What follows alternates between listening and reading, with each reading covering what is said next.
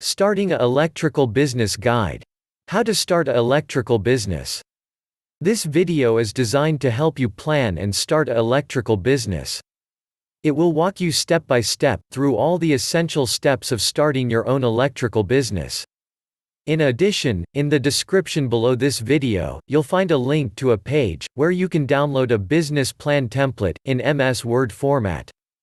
This is a high-quality, full-blown business plan template, complete with detailed instructions, and all related spreadsheets. It will allow you to prepare a professional electrical business plan.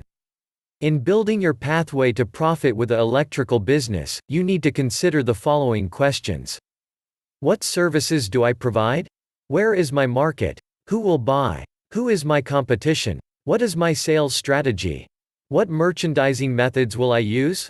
How much money is needed to operate my firm? How will I get the work done? What management controls are needed? How can they be carried out? And many more. Now we are going to help you discover the answers to all those questions. Electrical business marketing. Successful marketing starts with you, the owner. You have to know your service and the needs of your customers. The narrative and work blocks that follow are designed to help you work out a marketing plan for your firm. The blocks are divided into 3 sections. 1. Determining the sales potential. 2. Attracting customers. And 3. Selling to customers. Determining the sales potential. In the service business, your sales potential will depend on the area you serve. That is, how many customers in this area will need your services? Will your customers be industrial, commercial, consumer, or all of these? When picking a site to locate your business, consider the nature of your service. If you pick up and deliver, you will want a site where the travel time will be low, and you may want to install a communication dispatch system. Or, if the customer must come to your place of business, the site must be conveniently located and easy to find. You must pick the site that offers the best possibilities of being profitable.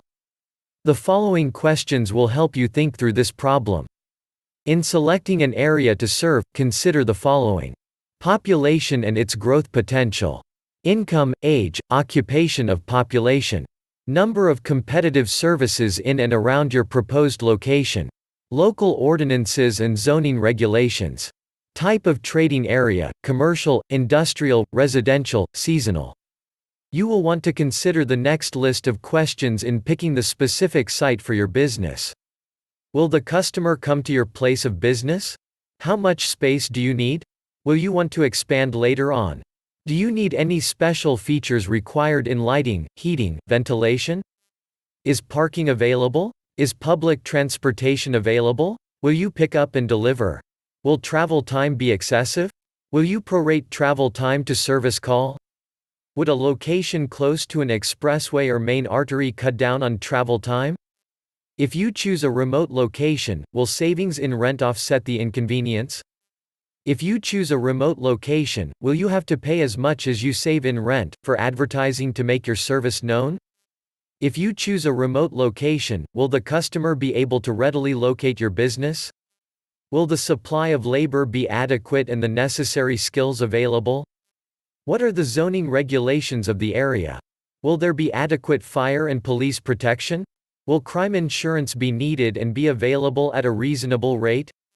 Is the area in which you plan to locate supported by a strong economic base? For example, are nearby industries working full-time? Only part-time? Did any industries go out of business in the past several months?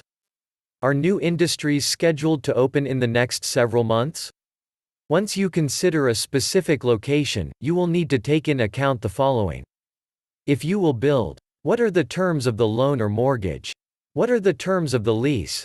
Is the building attractive? In good repair? Will it need remodeling? Cost of remodeling? What services does the landlord provide? What is the competition in the area you have picked? The number of firms that handle my service. Does the area appear to be saturated? How many of these firms look prosperous? Do they have any apparent advantages over you? How many look as though they're barely getting by? How many similar services went out of business in the area last year? Can you find out why they failed? How many new services opened up in the last year? How much do your competitors charge for your service? Which firm or firms in the area will be your biggest competition? Now, take the time to write down the answers and reasons for your opinions to the above questions. Attracting customers. When you have a location in mind, you should work through another aspect of marketing. How will you attract customers to your business? How will you pull customers away from your competition?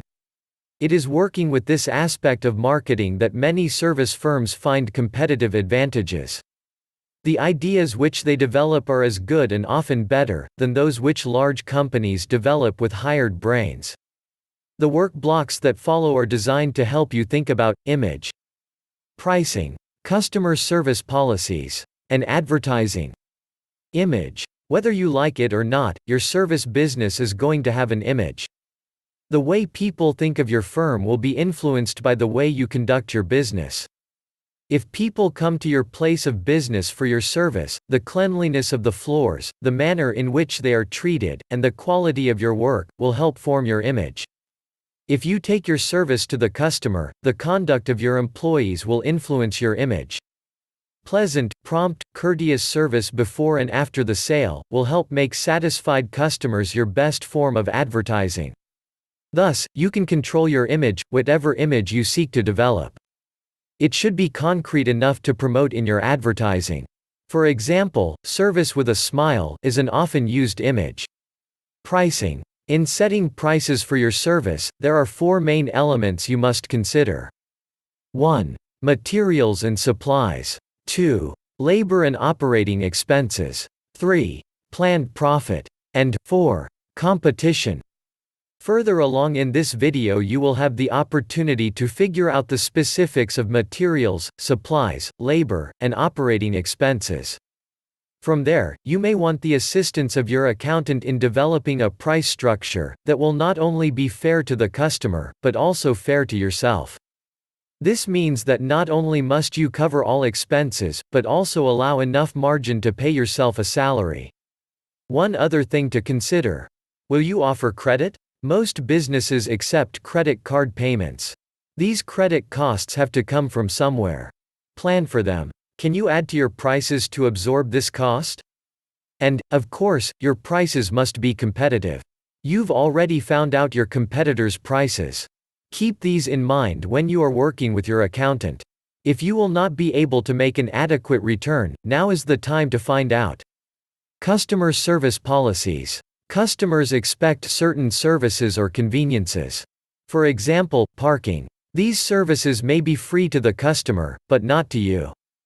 If you do provide parking, you either pay for your own lot or pick up your part of the cost of a lot which you share with other businesses. Since these conveniences will be an expense, plan for them. Advertising. In this section on attracting customers, advertising was saved until last, because you have to have something to say before advertising can be effective. When you have an image, price range, and customers' services, you are ready to tell prospective customers why they should use your services. When the money you can spend on advertising is limited, it is vital that your advertising be on target. Before you can think about how much money you can afford for advertising, take time to determine what jobs you want advertising to do for your business. Consider the following questions. How my business is different from my competition. What my advertising should tell customers and prospective customers about my business and services. When you have these facts in mind, you now need to determine who you are going to tell it to. Your advertising needs to be aimed at a target audience. Those people who are most likely to use your services. Take the time to describe your customers in terms of age, sex, occupation, and whatever else is necessary depending on the nature of your business. Now you are ready to think about the form your advertising should take and its cost. You are looking for the most effective means to tell your story to those most likely to use your service. Ask the local media, online ads, newspapers, radio and television, and the printers of direct mail pieces for information about the services and the results they offer for your money. How you spend advertising money is your decision, but don't fall into the trap that snares many advertisers. As one consultant describes this pitfall, "It is amazing the way many managers consider themselves experts on advertising copy and media selection, without any experience in these areas. You should allocate an advertising budget for the next 12 months. Your task in determining comes down to, how much can I afford to spend and still do the job that needs to be done?" Selling to customers. To complete your work on marketing, you need to think about what you want to happen after you get a customer. Your goal is to provide your service, satisfy customers, and put money into the cash register. One-time customers can't do the job. You need repeat customers to build a profitable annual sales volume. When someone returns for your service, it is probably because he was satisfied by his previous experience. Satisfied customers are the best form of advertising. If you previously decided to work only for cash, take a hard look at your decision. Customers like to buy on credit. Often a credit card, or other system of credit and collections, is needed to attract and hold customers. Fixtures and equipment. No matter whether or not customers will come to your place of business, there will be certain equipment and furniture you will need in your place of business, which will allow you to perform your service. Take the time to list that equipment and its cost. Parts and material. You will probably need some kind of parts or material to provide your service. Take the time to list them and their cost to you.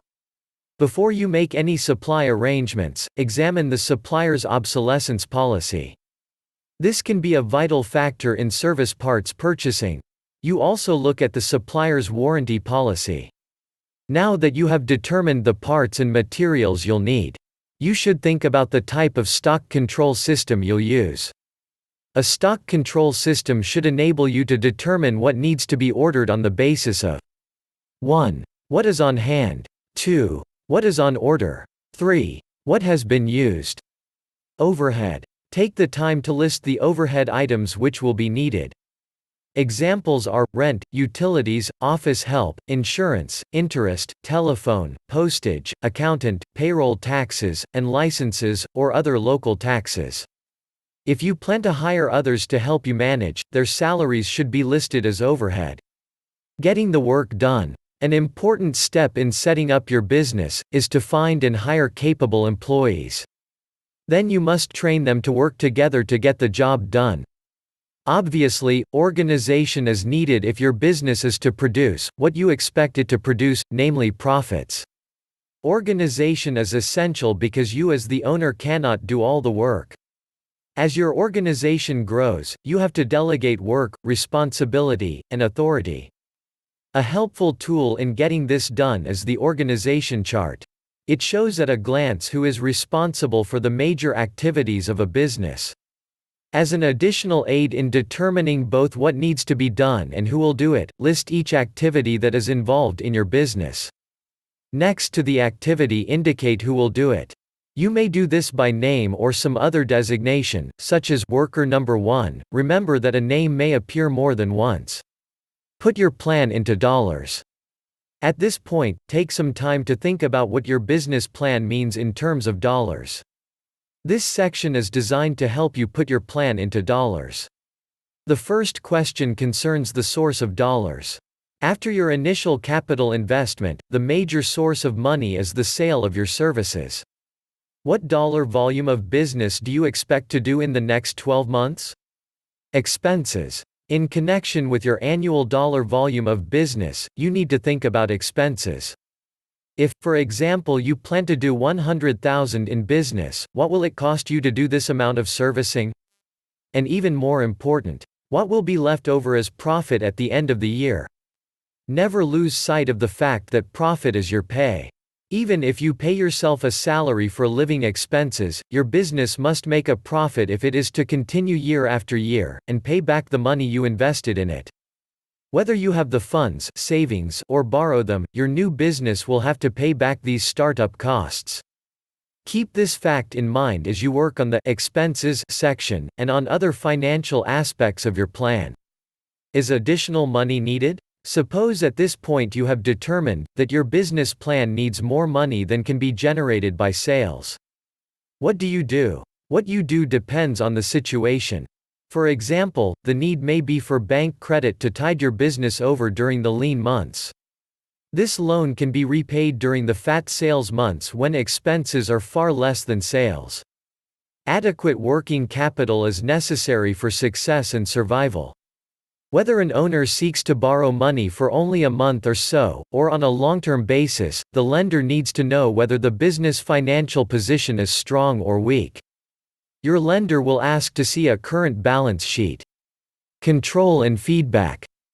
To make your plan work, you will need feedback. For example, the year-end profit and loss statement shows whether your business made a profit or loss for the past 12 months. But you can't wait 12 months for the score. To keep your plan on target, you need readings at frequent intervals. A profit and loss statement at the end of each month, or at the end of each quarter, is one type of frequent feedback. However, the income statement or profit and loss statement, P&L, may be more of a loss than a profit statement if you rely only on it. You must set up management controls which will help you to ensure that the right things are being done from day to day, and from week to week. In a new business, the record-keeping system should be set up before your business opens. After you're in business is too late. For one thing, you may be too busy to give a record-keeping system the proper attention. The control system which you set up should give you information about stock, sales, and disbursement. The simpler the system, the better. Its purpose is to give you current information. You are after facts with emphasis on trouble spots. Outside advisors, such as an accountant, can be helpful. Stock control. The purpose of controlling parts and materials inventory is to provide maximum service to your customers, and to see that parts and materials are not lost through pilferage, shrinkage, errors, or waste. Your aim should be to achieve a high turnover on your inventory. The fewer dollars you tie up in inventory, the better. In a business, inventory control helps the owner to offer customers efficient service. The control system should enable you to determine what needs to be ordered on the basis of 1. What is on hand, 2. What is on order, and 3. What has been used. In setting up inventory controls, keep in mind that the cost of the inventory is not your only cost. You will also have costs such as the cost of purchasing, the cost of keeping control records, and the cost of receiving and storing your inventory. Sales. In a small business, sales slips and cash register tapes give the owner feedback at the end of each day. To keep on top of sales, you will need answers to questions such as: how many sales were made? What was the dollar amount? What credit terms were given to customers? Disbursements. Your controls should also give you information about the dollars your company pays out. In checking on your bills, you do want to know what major items, such as paying bills on time to get the supplier's discount, are being handled according to your policies. Your review system will also give you the opportunity to make judgments on the use of funds. In this manner, you can be on top of emergencies as well as routine situations. Your system should also keep you aware that tax monies, such as payroll income tax deductions, are set aside and paid out at the proper time. Break-even. Break-even analysis is a management control device, because the break-even point shows how much you must sell under given conditions in order to just cover your costs with no profit and no loss. Profit depends on sales volume, selling price, and costs. Break-even analysis helps you to estimate what a change in one or more of these factors will do to your profits. Put your plan into action. When your plan is as near on target as possible, you are ready to put it into action. Keep in mind that action is the difference between a plan and a dream. If a plan is not acted upon, it is of no more value than a pleasant dream that evaporates over the breakfast coffee.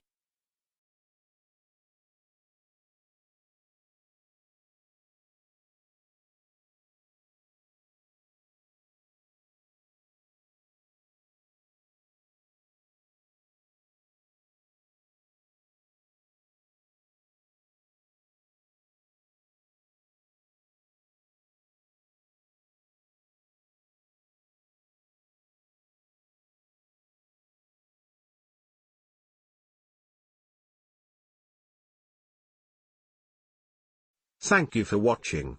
Please like this video.